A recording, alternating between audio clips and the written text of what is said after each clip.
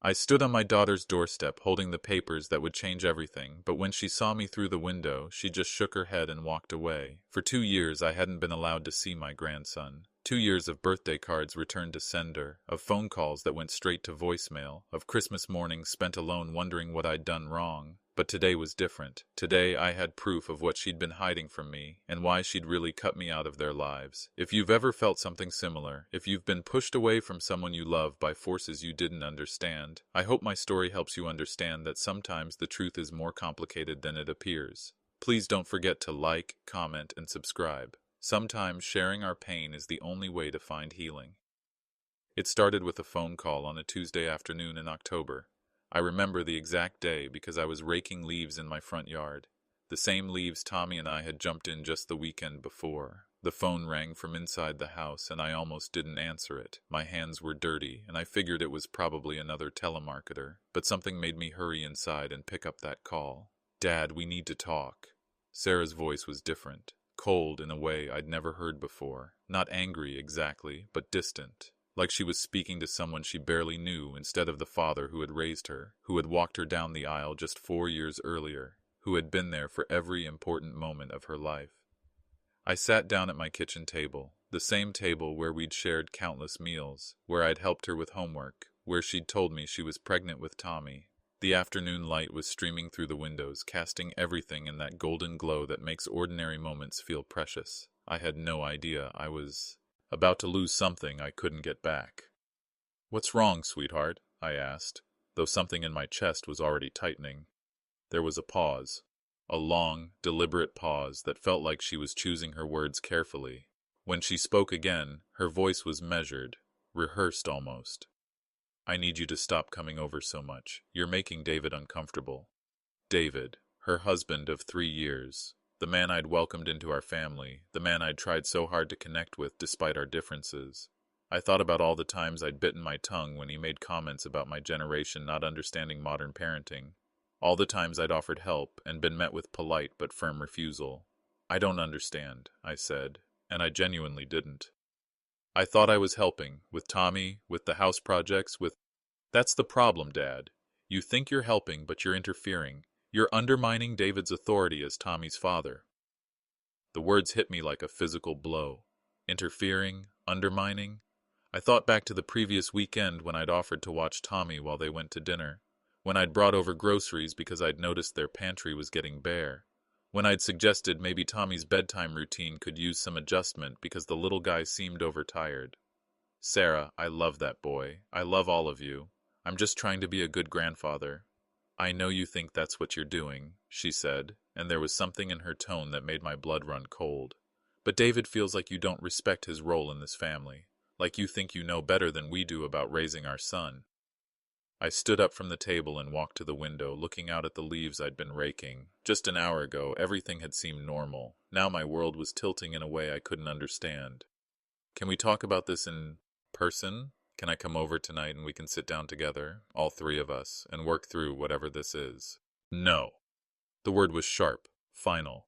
"That's exactly what I'm talking about, Dad. You can't just insert yourself into every situation and expect to fix it. We need space. I need space." "Space from what? From me loving my grandson? From me caring about my family?" I could hear her breathing on the other end of the line, could almost picture her in her kitchen, probably pacing the way she used to when she was upset as a child. But this wasn't a childhood problem that I could solve with ice cream and patience. "You're making this harder than it needs to be," she said finally. "I'm not saying forever. I'm just saying we need time to figure out our own rhythm as a family without constant input from you." Constant input. Is that what my love looked like to her? Is that what my presence in Tommy's life had become? What about Tommy? What am I supposed to tell him when he asks why Grandpa isn't coming around anymore? There was another pause, longer this time. When she spoke, I could hear something breaking in her voice, just a crack in that carefully controlled tone. "Tommy will be fine. Kids adapt." Kids adapt. As if my 3-year-old grandson was just going to forget about the man who read him stories every Sunday, who taught him to identify birds in the backyard, who made silly faces to get him to eat his vegetables. "Sarah, please, let's not do this over the phone. Let me come over. Let me talk to David. Whatever I've done wrong, I can fix it." Dad, you're not listening to me. This isn't about fixing anything. This is about boundaries. This is about respect. This is about letting us be a family without feeling like we're constantly being watched and judged. Watched and judged. The words stung because they painted such an ugly picture of what I thought was love and involvement. Had I really been that overbearing? Had my desire to be close to my grandson come across as criticism of their parenting? I never meant to judge anyone, I said quietly. I just wanted to help. I just wanted to be part of Tommy's life. I know, she said, and for a moment she sounded like my little girl again. But right now, the best way you can help is by giving us some space. I closed my eyes and leaned against the kitchen counter. This couldn't be happening. Not with Sarah. Not with my family. How long? I asked. I don't know. A few months, maybe. We'll see how things go. A few months. Tommy would change so much in a few months. He'd learn new words, grow taller, develop new interests. I'd miss all of it. Can I at least call him? Can I talk to him on the phone sometimes? Another pause. Another moment where I held my breath and hoped. Let's just take a complete break for now. Clean slate. And then maybe we can slowly work back to something that works for everyone. The phone went quiet except for the sound of both of us breathing. I wanted to say something that would change her mind, something that would make her realize this was a mistake. But every word I could think of seemed to prove her point about me not respecting their decisions. I love you, Sarah, I said finally. I love all of you. Whatever I did wrong, I'm sorry. I love you too, Dad. This isn't about love. This is about what's best for our family right now. The line went dead. I stood there in my kitchen, holding the phone long after the dial tone had started. The afternoon light was fading, and the leaves in my yard looked different now, less golden, more brown, just dead things that needed to be cleaned up. That night, I sat in Tommy's favorite chair in my living room. It was an old recliner that had been my father's, and then mine, and now it was the chair where Tommy and I read stories together every Sunday afternoon. He'd curl up on my lap with whatever book he'd chosen, usually something about trucks or dinosaurs, and we'd read until he fell asleep. The chair still smelled like his shampoo, that gentle baby scent that somehow lingered in the fabric. I sat there in the dark, not bothering to turn on any lights, trying to understand what had just happened. The house felt different that night, heavier somehow, like the walls themselves knew something precious had been lost. Every room held memories of Tommy, the kitchen where we'd made cookies together, the guest room where he'd nap when Sarah needed a break, the backyard where I'd taught him to throw a ball. I kept thinking about what Sarah had said, about interference and undermining and constant input. I replayed every recent interaction, looking for the moments where I'd crossed a line I didn't know existed. When I'd offered to help with their struggling vegetable garden, had that been interference? When I'd suggested they might want to consider a different preschool because the one they'd chosen seemed overwhelmed and understaffed, had that been undermining David's authority? The more I thought about it, the more confused I became. These felt like normal grandparent concerns, normal family conversations, but maybe I was wrong. Maybe the way I showed love looked like control to them. Maybe my generation's way of being involved felt intrusive to their generation. I stayed in that chair most of the night, listening to the house settle around me. Every creak and whisper seemed to echo the emptiness that had suddenly filled my life. By morning, I understood that something fundamental had changed. The door to my daughter's house hadn't just closed on me. It had closed on the grandfather I thought I was, on the family man I believed myself to be. I was no longer welcome in the most important part of my world, and I had no idea how to find my way back. The first letter I wrote was 7 pages long. I started it 3 days after that phone call, sitting at my kitchen table with a cup of coffee growing cold beside me. I wanted to explain everything I'd been thinking about, all the ways I might have misunderstood what they needed from me, all the love I felt for Tommy that seemed to have gotten twisted into something unwelcome. I wrote about how proud I was of Sarah as a mother, how I saw her patience with Tommy and admired the way she handled his tantrums with such grace. I wrote about David too, trying to acknowledge his role as Tommy's father, trying to find words that would show I respected his position in the family. I wrote about my own father, how distant he'd been, and how I'd promised myself I'd be different with my grandchildren. Maybe that promise had led me to try too hard. The letter took me hours to write. I read it over and over, crossing out sentences that seemed too defensive, adding paragraphs that I hoped would bridge whatever gap had opened between us. By the time I sealed the envelope, I was exhausted but hopeful. This was just a misunderstanding. Once Sarah read my words, once she understood my heart, we could work through this. The letter came back 2 weeks later, unopened. The envelope had been marked, "Returned to sender," in handwriting I didn't recognize. Not Sarah's careful script, but someone else's hasty scrawl, probably David's. I stared at that envelope for a long time, turning it over in my hands. My words, my apology, my explanation of love, all of it rejected without even being read. That hurt more than the original phone call. At least then, Sarah had listened to me, had engaged with what I was saying. This was pure dismissal. But I didn't give up. I wrote another letter, shorter this time. Just a simple note saying I missed Tommy, that I was thinking about them, that I hoped we could find a way to talk soon. I hand-delivered it to their mailbox, hoping that maybe the postal service had made an error with the first one. This one came back too. By November, I'd written 5 letters, all returned unopened. I'd tried calling twice, but my number had been blocked. When I dialed their house phone, it went straight to an automated message saying the number was no longer in service. The silence was becoming unbearable. I found myself driving past their neighborhood, not to cause trouble, just to feel some connection to the family I was losing. Their house looked the same from the outside. The little blue ranch with the white picket fence that David had spent months installing. Tommy's swing set was still in the backyard, visible from the street. Sometimes I'd see toys scattered on the front lawn and wonder if Tommy had been playing there just minutes before. One afternoon in December, I saw Sarah's car in the driveway and almost stopped. I wanted to knock on the door, to stand there until she agreed to talk to me, but something held me back. Maybe it was pride, or maybe it was the fear that seeing me would only make things worse. So I drove past, my heart pounding, feeling like a stranger in my own town. Christmas was approaching, and the thought of not seeing Tommy open presents was breaking my heart. I'd already bought his gifts weeks earlier, a set of wooden trains that I'd seen him admiring at the toy store, and some books that I thought he might be ready for. They sat wrapped under my tree, bright packages with no one to claim them. I decided to deliver them anyway. If they didn't want to see me, fine, but Tommy shouldn't suffer because of whatever was wrong between the adults in his life. I drove to their house on Christmas Eve, my car loaded with packages. The living room windows were glowing with warm light, and I could see the shadow of their Christmas tree against the curtains. I rang the doorbell and waited. I could hear voices inside, Tommy's high laugh, the sound of Christmas music playing softly. After a few moments, the porch light came on, and I saw Sarah's silhouette in the frosted glass beside the door. She didn't open it. "Sarah, it's me," I called softly. "I just brought some presents for Tommy. You don't have to let me in. I'll just leave them on the porch." I waited, hoping she'd change her mind, hoping the Christmas spirit would soften whatever wall had been built between us, but the silhouette disappeared, and the porch light went off. I left the packages anyway, carefully arranged them by the door where they'd be safe from the weather.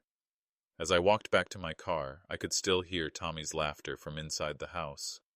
My grandson was right there, just a few feet away, having a wonderful Christmas Eve with his parents.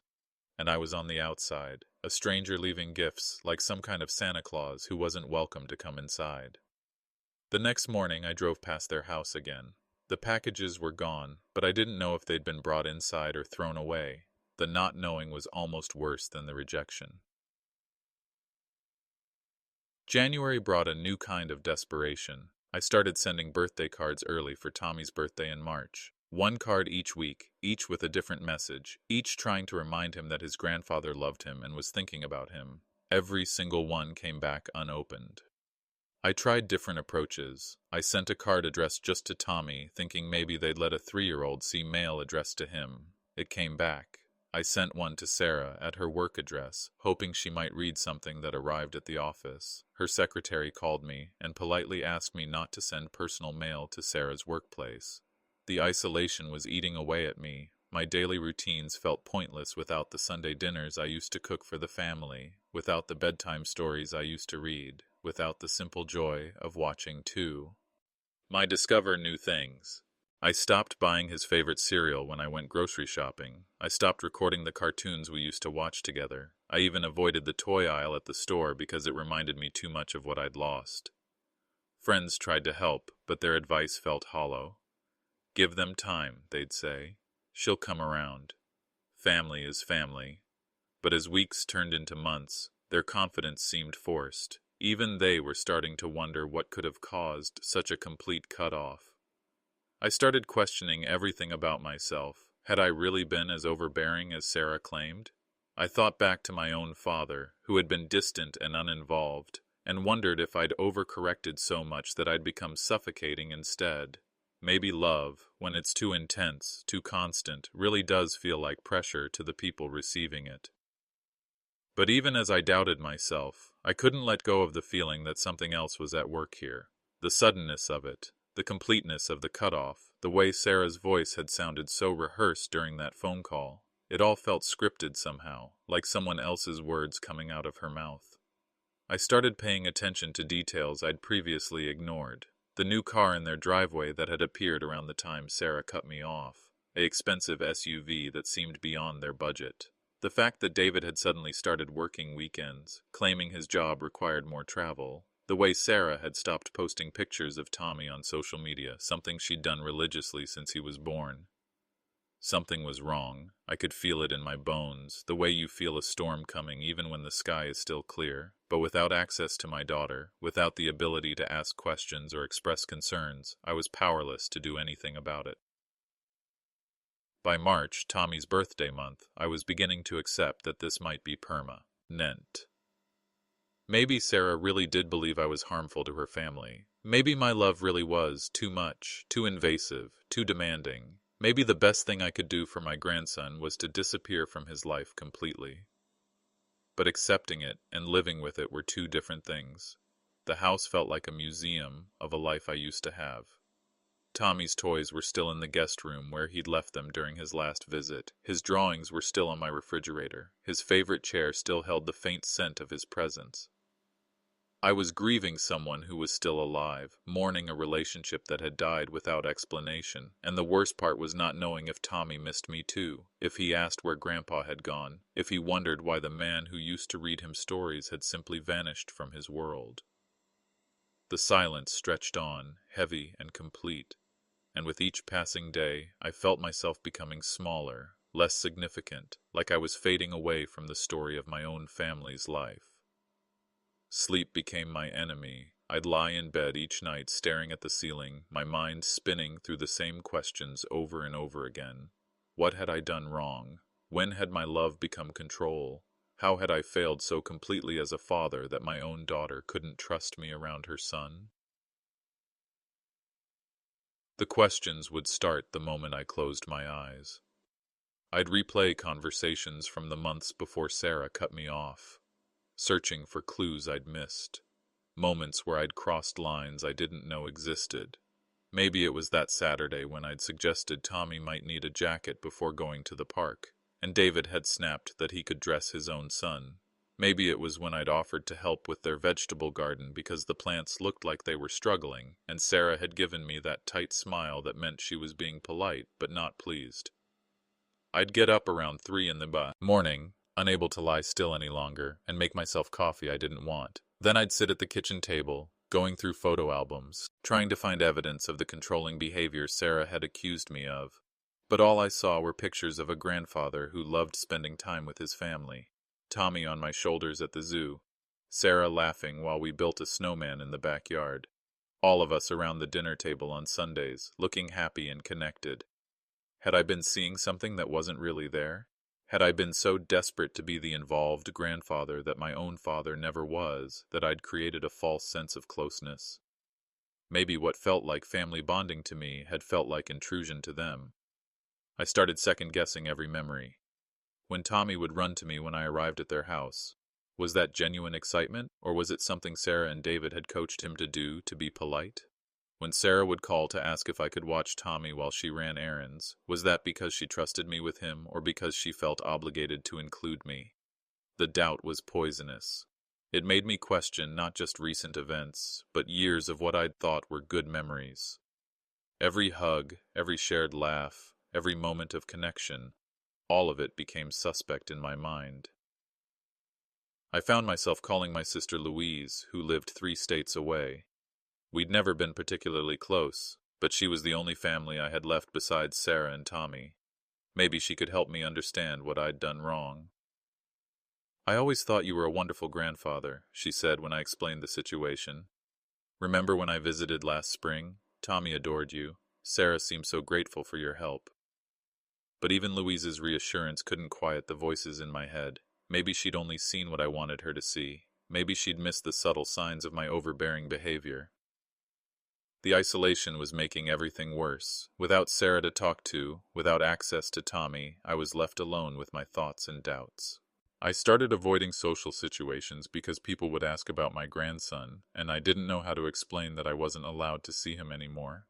"How's little Tommy?" my neighbor would ask when we ran into each other at the mailbox. "He's fine," I'd say, because what else could I say?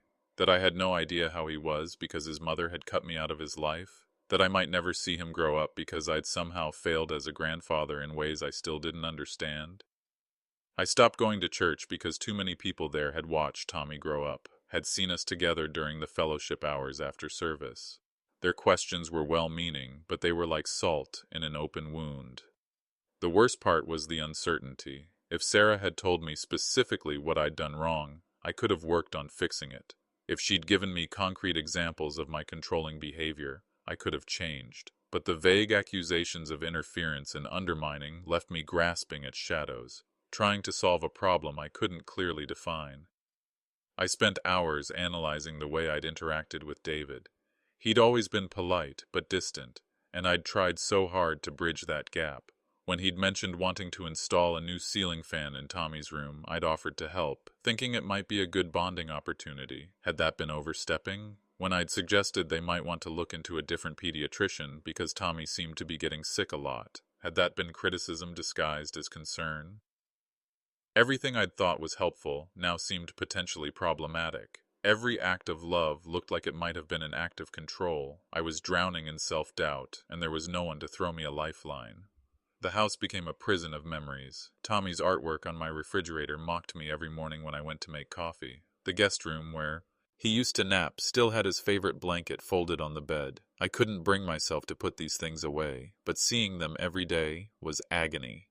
I tried to maintain normal routines, but everything felt hollow. I'd go to the grocery store and automatically reach for Tommy's favorite yogurt before remembering he wouldn't be coming for Sunday dinner anymore. I'd see other grandparents with their grandchildren at the park and feel a physical ache in my chest. The questions followed me everywhere. At night, lying in bed, during my morning coffee, while I was watching television, trying to distract myself from the pain. The same thoughts, circling endlessly. What kind of man loses his family because he loved them too much? How do you rebuild a relationship when the other person won't speak to you? What was Tommy thinking about my disappearance from his life? Did he ask where Grandpa had gone? Did Sarah have answers for him that made sense? Or was he as confused and hurt as I was? By April, I was starting to wonder if this was just who I was now. A man who'd had a grandson and lost him. A father whose love had somehow become toxic. A grandfather who existed only in the past tense. The present offered no comfort, and the future looked empty of the relationships that had given my life meaning. I'd wake up some mornings and forget, just for a moment, that everything had changed. I'd think about calling Sarah to see if Tommy wanted to come over, or wonder what book we should read together next Sunday. Then reality would crash back in, and the day would stretch ahead of me, long and purposeless. The questions were eating me alive, but they were all I had left of my connection to my family. As long as I was wondering what had gone wrong, as long as I was trying to solve this puzzle, I was still fighting for them. The day I stopped asking questions would be the day I gave up completely. And I wasn't ready to give up. Not yet. Even if the answers might destroy me. The truth came to me on a Wednesday morning in late April. While I was checking my mail. I'd developed a routine by then. Get up, make coffee, water the plants, check for letters that would never come from Sarah. It was pathetic, but it gave structure to days that otherwise felt endless. Helen Martinez had been my neighbor for 8 years. She was a quiet woman in her 70s, widowed like me, and we'd always had a friendly but distant relationship. We'd wave when we saw each other, chat briefly about the weather or local news, but we weren't the kind of neighbors who had long conversations or shared personal problems. That morning, she was waiting by my mailbox, and something in her expression made my stomach tighten. She looked troubled, almost nervous, like she was carrying bad news she didn't want to deliver. "Frank," she said, "I need to talk to you about something. It's about your daughter's situation." I froze with the mail half pulled from the box. Sarah's situation. Not Sarah's family, not how they were doing, but her situation. The word choice felt ominous. "What about it?" I asked, though part of me didn't want to know. Helen glanced around as if making sure we were alone, then stepped closer. "My daughter Carmen works at First National Bank downtown. She's been there for 12 years, works in the business accounts department." I nodded, not understanding where this was going, but sensing it was important. "She handles the accounts for several local businesses, including the construction company where Sarah's husband works. David, right?" "Right," I said, my heart starting to beat faster. "Well, Carmen knows I live next door to you, and she knows about your situation with Sarah because I mentioned how sad you seemed. Yesterday, she came to me with something that's been bothering her. She didn't want to get involved, but she felt like someone should know." Helen paused, looking uncomfortable. "Frank, there are some financial irregularities in the accounts David manages. Carmen noticed patterns that don't look right, money being moved around in ways that don't make business sense." I felt like the ground was shifting under my feet.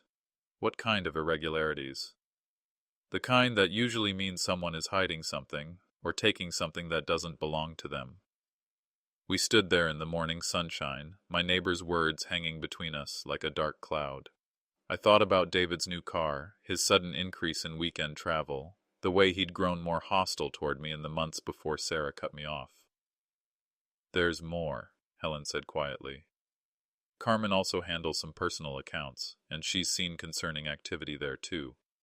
Large withdrawals, cash advances, money being transferred out faster than it's coming in. The kind of pattern she's learned to recognize after 12 years in banking." My mind was racing. "Are you saying David is embezzling from his company?" "I'm not saying anything definitive. Carmen can't share specific account information. That would violate bank policies. But she's worried enough to mention it, and she's worked in banking long enough to know what suspicious activity looks like." I stood there holding my mail, trying to process this information. If David was stealing from his company, if he was having financial problems, that would explain a lot. The hostility toward me, the sudden need to isolate Sarah from her family, the complete communication cut off. "Helen," I said slowly, "do you know if this has anything to do with accounts I might have been involved with? College funds, savings accounts, anything like that?" Her expression grew even more troubled. "Carmen mentioned seeing your name on some documents, financial contributions to accounts that have been, well, depleted." The world tilted. My legs felt weak, and I had to lean against my mailbox to stay upright. The college fund. The money I'd been setting aside for Tommy's future. The account I'd been contributing to religiously for 3 years. If Avid had access to that money, if he'd been using it to cover his own problems.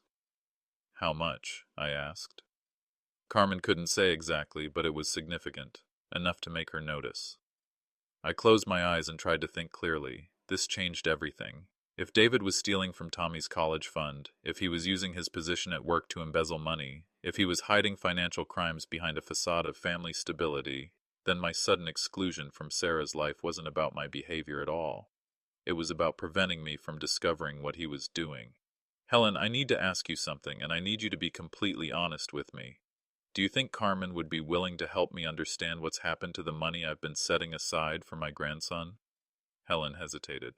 "She's already worried about having said too much. Banking confidentiality is taken very seriously.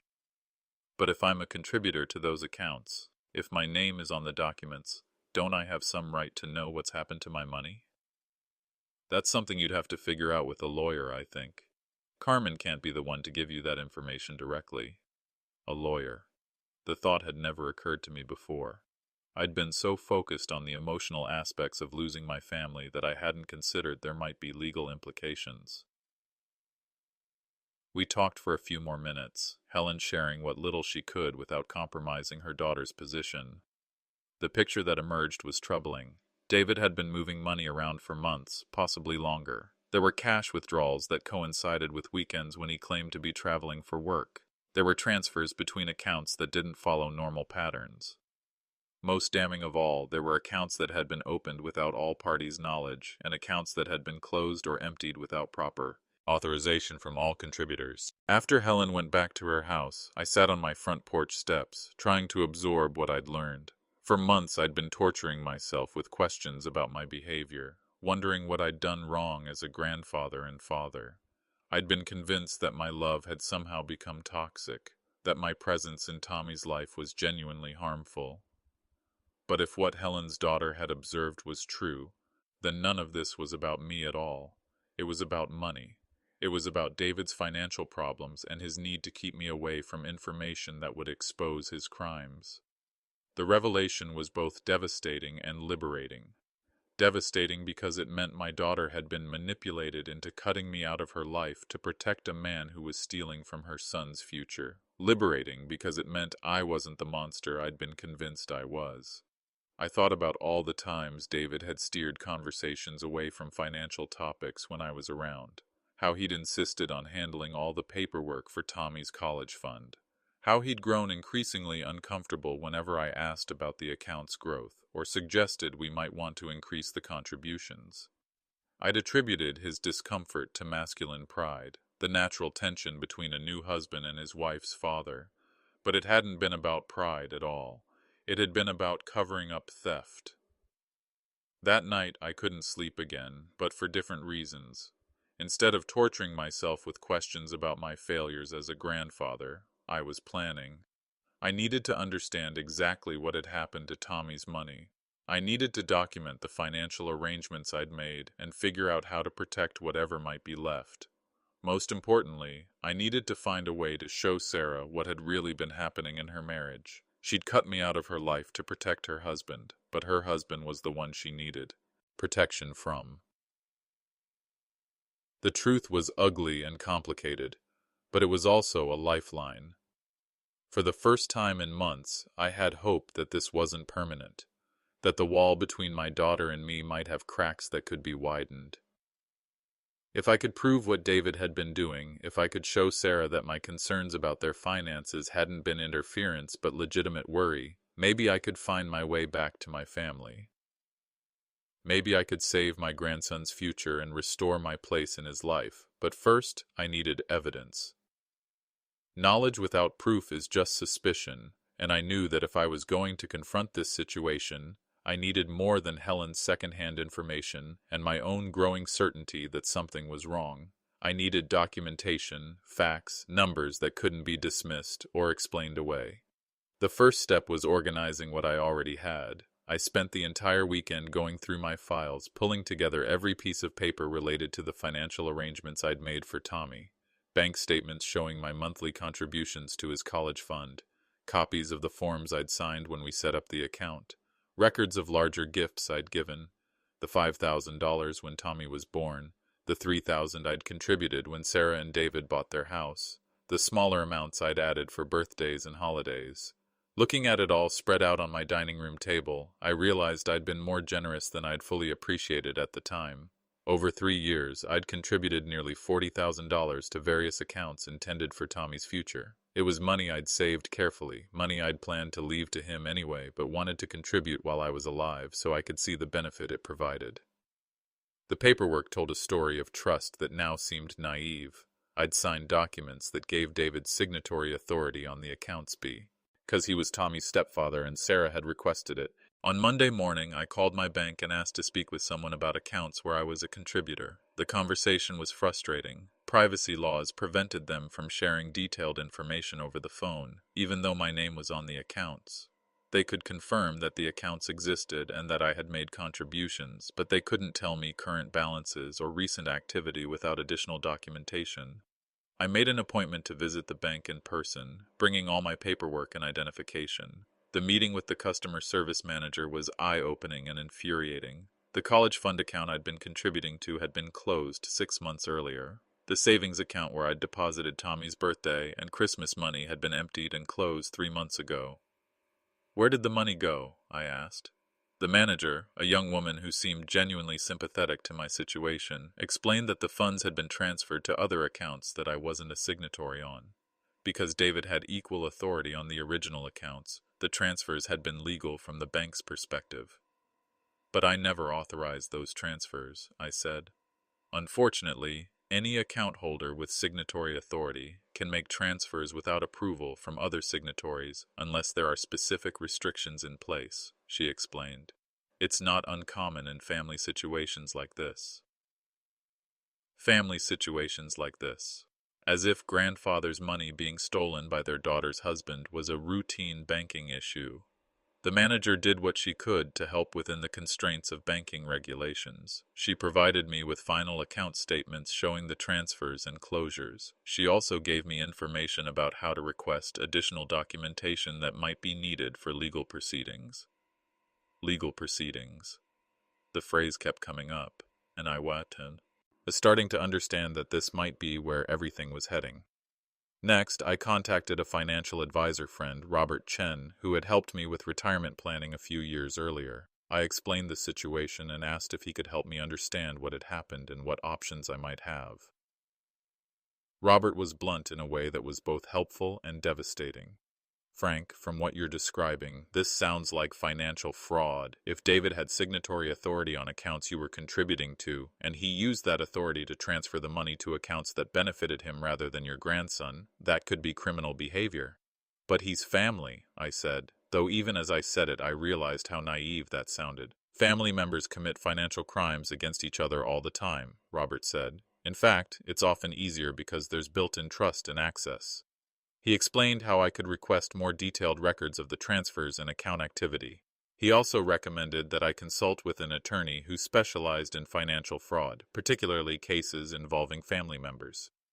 The good news is that if you can prove the money was misused, there are legal remedies available. The bad news is that getting the money back can be complicated, especially if it's already been spent. Spent. I thought about David's new car, his weekend trips, the expensive vacation photos Sarah had posted on social media last summer while they were supposedly struggling financially.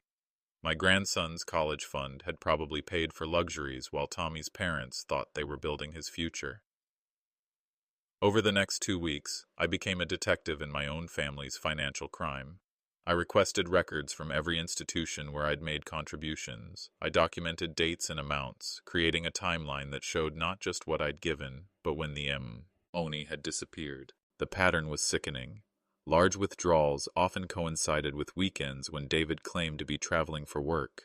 Transfers to personal accounts happened just days before major purchases. Money that was supposed to be growing for Tommy's education was being systematically drained to fund David's lifestyle.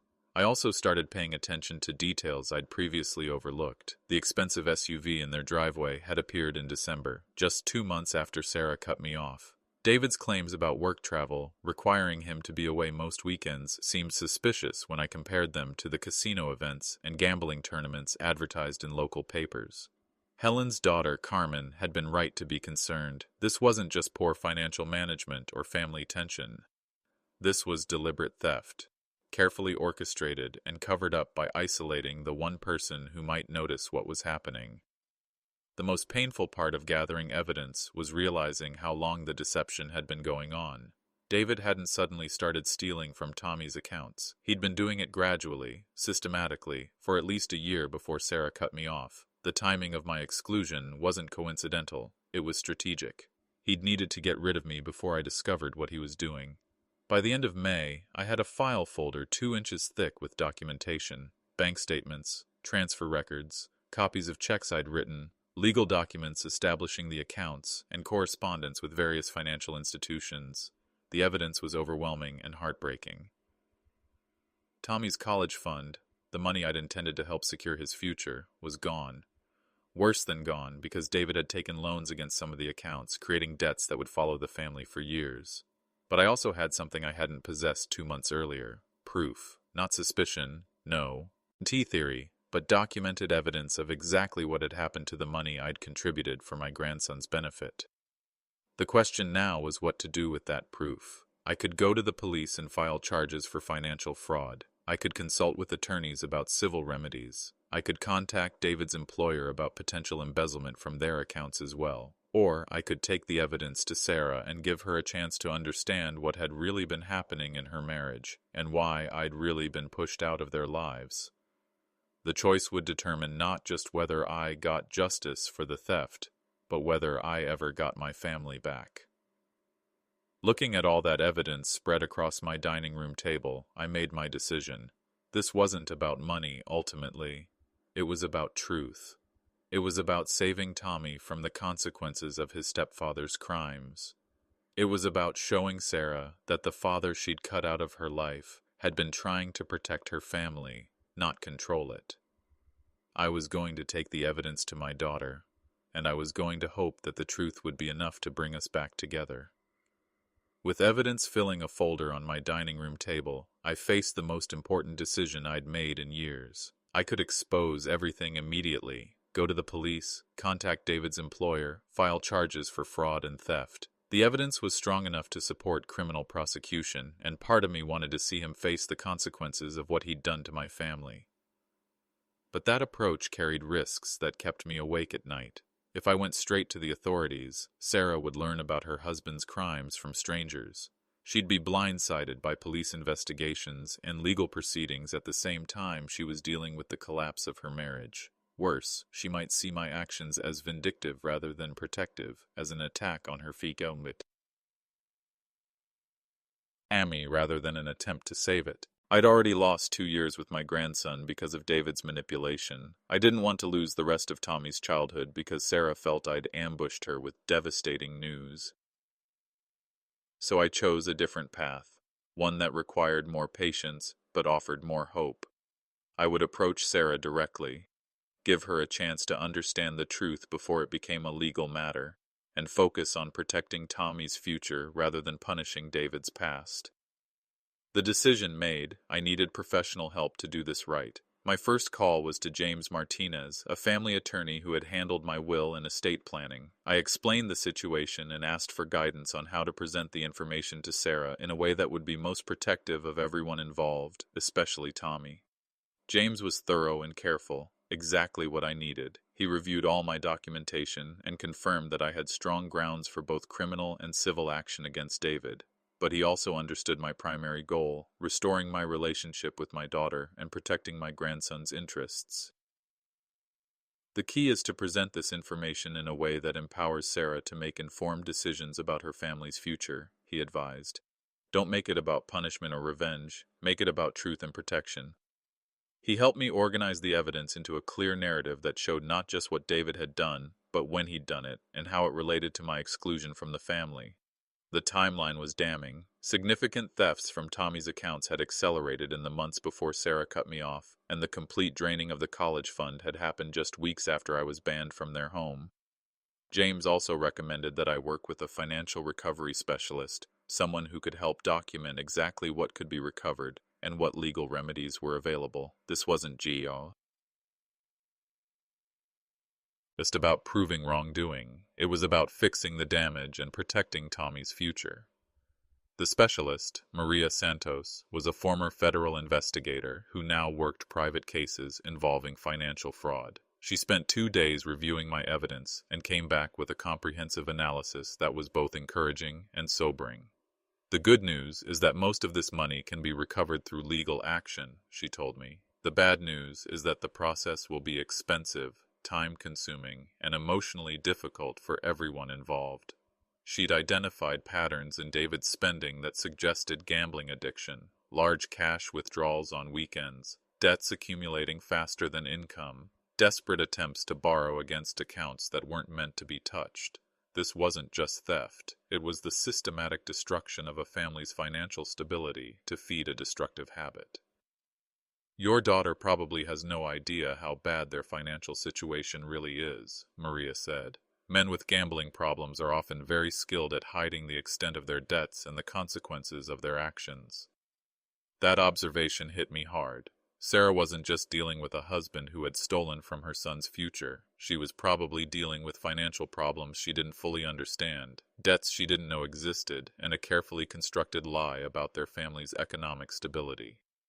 No wonder David had needed to get me out of the picture. My regular questions about Tommy's college fund, my offers to help with household expenses, my involvement in their financial planning, all of it threatened to expose the truth he was desperately trying to hide.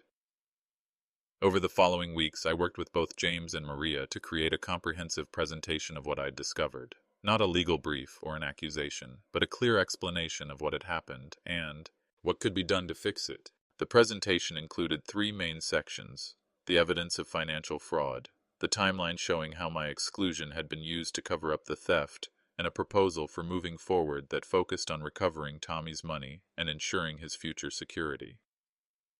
I practiced what I would say to Sarah, how I would present this information in a way that emphasized my love for her and Tommy, rather than my anger at David. This wasn't about being right or getting revenge. This was about giving her the truth she needed to protect her family. I also prepared for different reactions. Sarah might be angry at me for investigating her husband. She might refuse to believe the evidence. She might feel so betrayed by David that she'd want nothing to do with anyone connected to the situation, including me. But I had to try. The alternative, staying silent while Tommy's future was being destroyed, was unacceptable. Whatever mistakes I'd made as a father and grandfather, I wouldn't make the mistake of failing to protect my grandson when I had the power to do so. By the end of June, everything was ready. I had the evidence organized and copied. I had legal counsel lined up to help with recovery efforts. I had a financial plan for restoring what had been stolen and protecting what remained. Most importantly, I had a clear understanding of what I wanted to accomplish. This wasn't about punishing David or proving I'd been right to worry about their finances. This was about truth, about protection, about giving Sarah the information she needed to make the best decisions for her son's future. I wrote a letter to accompany the evidence, a letter that took me days to get right. In it, I explained how much I missed her and Tommy, how sorry I was for any ways I'd failed them as a father and grandfather, and how discovering this financial fraud had helped me understand what had really driven you apart. I told her I loved her regardless of what happened next, and that my only goal was ensuring Tommy had the secure future we'd all wanted for him. I explained that I'd consulted with professionals not to build a case against David, but to understand how to fix the damage and prevent further harm. The letter ended with a request. Would she please meet with me just once to review what I'd discovered? After that, she could decide how to proceed. I would support whatever decision she made about her marriage and her family's future. I just wanted her to have all the information she needed to make those decisions wisely. With the letter sealed and the evidence organized, I had everything I needed except courage. Taking this step meant risking another devastating rejection. If Sarah refused to see me or dismissed my evidence as manipulation, I might lose any remaining hope of reconciliation. But doing nothing meant abandoning Tommy to the consequences of his stepfather's crimes and accepting permanent separation from the family I loved more than my own life. The choice, when framed that way, wasn't really a choice at all. It was time to knock on my daughter's door and hope that truth would be stronger than the lies that had torn us apart. I stood on Sarah's front porch at 8:30 on a Saturday morning, holding a manila envelope that contained 2 years of questions and their devastating answers. My hands were shaking slightly, and my heart was pounding so hard I wondered if the neighbors could hear it. This moment would either restore my family or destroy what little hope I had left of ever being part of their lives again. The house looked the same as always. The blue paint was a little more faded, the garden a little more overgrown, but it was still the home where my grandson lived, the place I'd been banned from for 2 years. Tommy's bicycle was on the front lawn, bigger now than the last time I'd seen it, a reminder of all the growing up I'd missed. I could see movement through the living room window, the shadows of people going about their Saturday morning routines, a normal family scene that I was about to disrupt with revelations that would change everything. I rang the doorbell and waited. After a few moments I heard footsteps approaching, and then Sarah's voice through the door. "Who is it?" "It's me, sweetheart. It's Dad." The silence that followed stretched long enough that I thought she might simply ignore me and hope I'd go away. But then I saw her silhouette appear in the frosted glass beside the door. She stood there for a long moment, probably deciding whether to open the door or call the police.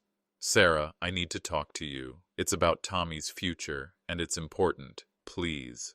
I heard her say something to someone inside, probably David, and then the porch light came on, but the door didn't open. "Dad, we've talked about this. I asked you to respect our boundaries. I know, and I have. For 2 years I've respected them. But I've discovered something that changes everything. Something you need to know about Tommy's college fund, and the money I've been contributing to his future." Another long pause. I could hear voices inside. Sarah and David having a conversation I couldn't make out. When Sarah spoke again, her voice was strained. "Whatever you think you've discovered, we can handle our own financial affairs. The college fund is gone, Sarah. All of it. And I have proof of where it went." The silence was different this time, heavier. I could feel the weight of that statement settling on the other side of the door. I sat down on the front steps, spreading the contents of the manila envelope beside me, where she could see them when she finally opened the door.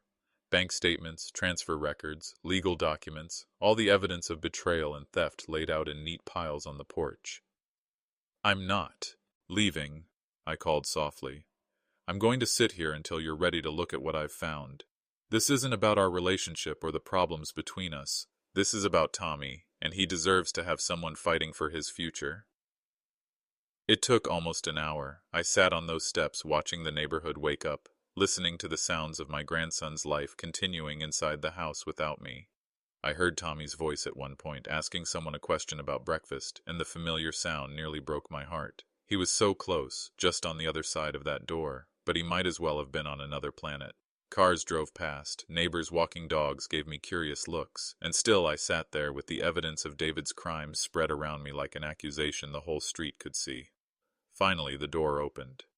Sarah stepped out, and seeing her up close after 2 years was like looking at a stranger who happened to share my daughter's face. She was thinner than I remembered, with shadows under her eyes that spoke of stress and sleepless nights. She looked older, worn down in a way that had nothing to do with the passage of time. "Dad, you can't keep doing this," she started, but her voice faltered when she saw the papers surrounding me. She recognized some of the documents immediately. The bank letterhead, the account numbers, the legal forms we'd all signed together when Tommy was born. Her eyes moved from paper to paper, taking in the scope of what I'd discovered. "What is all this?" I stood up slowly, my knees protesting after an hour on the concrete steps. "It's the truth about what's been happening to Tommy's money, and why I was really pushed out of your life." She knelt down and picked up one of the bank statements, her face changing as she read the numbers. I watched her process the information, saw the moment when understanding began to dawn. "These are Tommy's accounts," she said quietly. They were Tommy's accounts. They've all been closed or emptied. $43,000, Sarah. Gone. She sank down onto the steps beside me, still holding the bank statement. "That's not possible. David said these accounts were doing well, that Tommy's college fund was growing." "David has been stealing from Tommy's future to cover gambling debts. The money I've been contributing, the money you and I saved together, all of it has been used to pay for casino losses and cover the debts he's accumulated." I handed her the timeline Maria had helped me create, showing how the thefts had accelerated in the months before I was cut off, how my exclusion from the family had coincided perfectly with the period when Tommy's accounts were being drained. Sarah studied the timeline, and I could see her making connections, remembering things that hadn't made sense at the time. "The new car," she said slowly. "He said it was a company bonus. The car loan was paid with money from Tommy's college fund. The trip to Vegas last spring, he said it was a work conference. $5,000 was withdrawn from Tommy's savings account that weekend." She was crying now, quiet tears that spoke of betrayal deeper than anything I'd experienced. This wasn't just about money. This was about the systematic destruction of trust, the careful construction of lies, the manipulation of her love for her family to cover up crimes against her son. "I don't understand," she whispered. "Why would he do this to Tommy?" "Because he's addicted to gambling, and addiction makes people do terrible things to the people they love. The question now is what we do about it."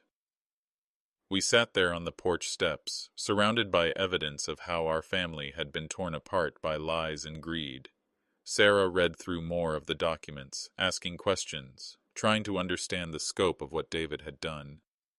"The phone call," she said suddenly. "When I told you to stay away. He coached me on what to say. He said you were trying to control our finances, that you didn't trust him to manage Tommy's money properly. He was afraid I'd discover what he was doing. Getting me out of the picture was the only way to protect his secret." She looked at me with eyes full of regret and pain. "I'm so sorry, Dad. I believed him. I thought I was protecting my family from your interference, but I was actually protecting him from being caught. You were manipulated by someone who should have been protecting you and Tommy, not stealing from you. This isn't your fault." David appeared in the doorway then, probably wondering why Sarah had been outside so long. He saw us sitting together, saw the papers spread around us, and his face went white. "What's going on out here?" Sarah stood up, still holding the bank statements. "We need to talk, David. We need to talk about Tommy's college fund, and where $43,000 has gone." The conversation that followed was painful and ugly, filled with David's desperate attempts to deny, minimize, and explain away the evidence. He claimed the money had been invested differently, that the accounts had been consolidated, that I was misunderstanding legitimate financial management. But the documentation was too comprehensive, too clear. Every lie he told could be contradicted by bank records and transfer statements. Eventually, the denials gave way to justifications, and the justifications gave way to angry accusations that we were both trying to destroy his family. "I never meant for it to go this far," he finally admitted. "I thought I could pay it back before anyone noticed." "By stealing more from your stepson's future?" I asked. "I had a system. I was winning more than I was losing most of the time. I just needed to get back to even." Sarah was looking at him like she'd never seen him before. "You destroyed my relationship with my father to cover up. Stealing from my son. Do you understand that? You made me cut off the most important person in my life to protect your gambling addiction." The confrontation continued for another hour, with David alternating between tearful apologies and angry defensiveness, but the outcome was never in doubt. The evidence was overwhelming, the betrayal too deep, the damage to Tommy's future too severe. When David finally went back inside, claiming he needed to think about everything that had been said, Sarah and I remained on the porch. The truth was out, raw and devastating, but also somehow liberating. "What happens now?" she asked. "Now we figure out how to fix this, how to recover what can be recovered, how to protect Tommy from the consequences of David's choices, and how to rebuild the trust that was broken." She reached over and took my hand, the first physical contact we'd had in 2 years. "I missed you so much, Dad. I missed having you in our lives. I'm so sorry it took this long to understand what was really happening." Looking at my daughter, seeing the pain and regret in her eyes, I felt something I hadn't experienced in 2 years: hope. Not for revenge or vindication, but for healing, for the chance to be Tommy's grandfather again, to be Sarah's father, to be part of a family that was honest with each other. The road ahead would be difficult: legal proceedings, financial recovery, the collapse of Sarah's marriage, the challenge of explaining everything to Tommy, but we would face it together, the way families should. The truth had finally set us free. The aftermath wasn't the fairy tale reunion I might have imagined during those long months of separation. Truth, even liberating truth, comes with a price, and we all had to pay it in different ways. But for the first time in 2 years, we were paying it together, as a family united by honesty rather than divided by lies. Sarah needed time to process not just David's financial betrayal, but the deeper manipulation that had cost her the relationship with her fae.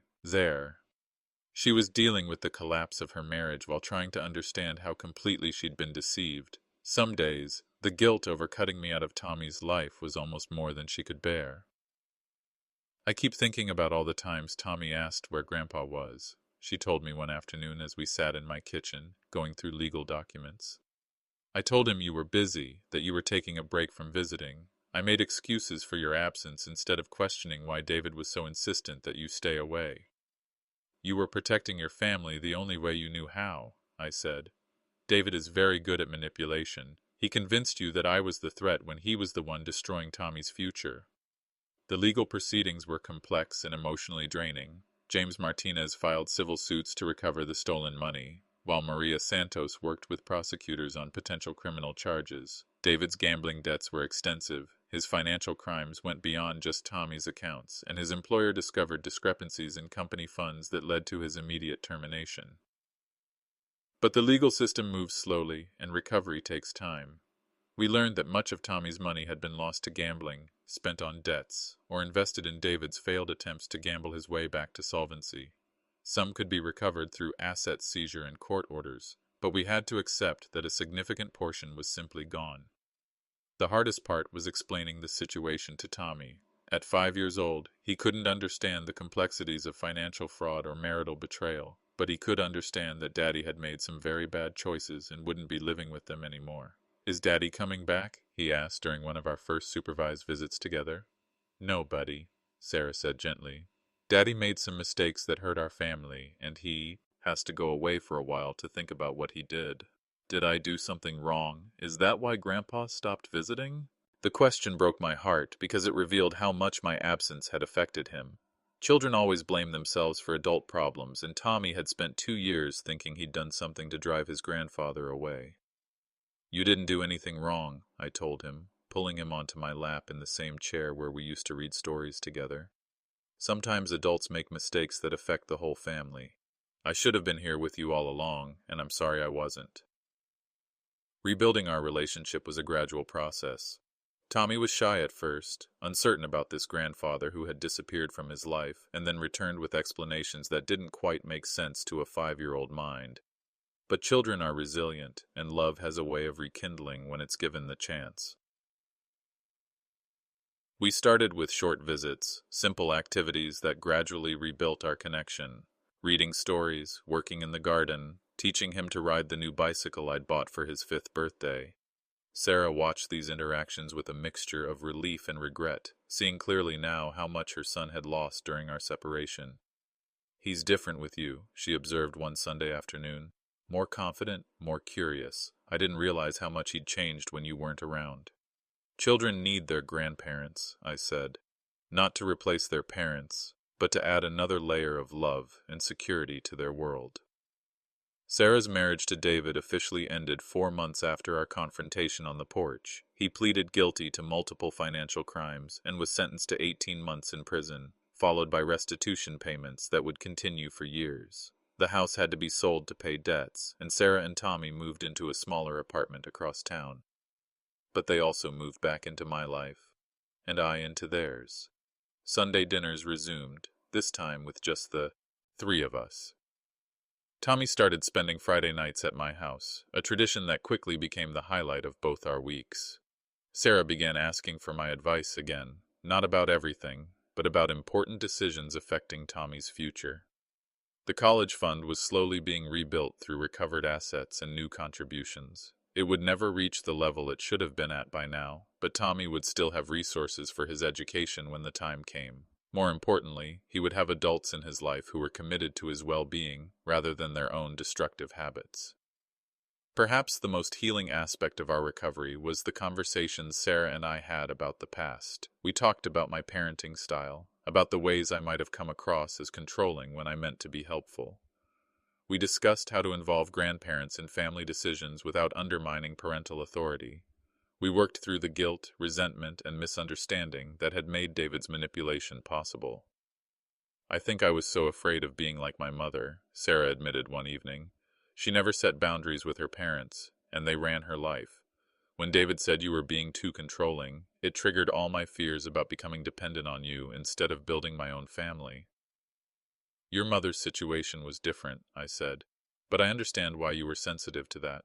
Maybe I was too eager to help, too quick to offer advice. I didn't want to be the distant grandfather my father was, but I might have overcorrected."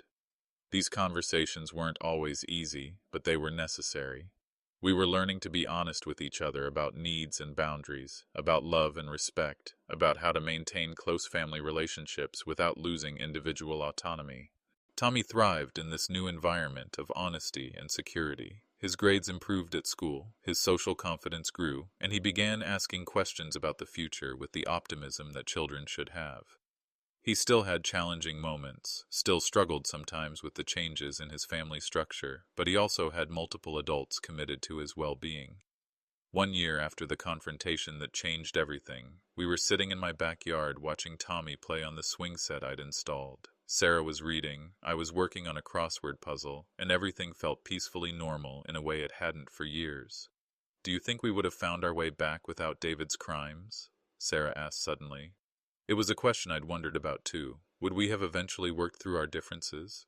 Would Tommy have grown up with his grandfather in his life if the financial fraud hadn't forced a crisis?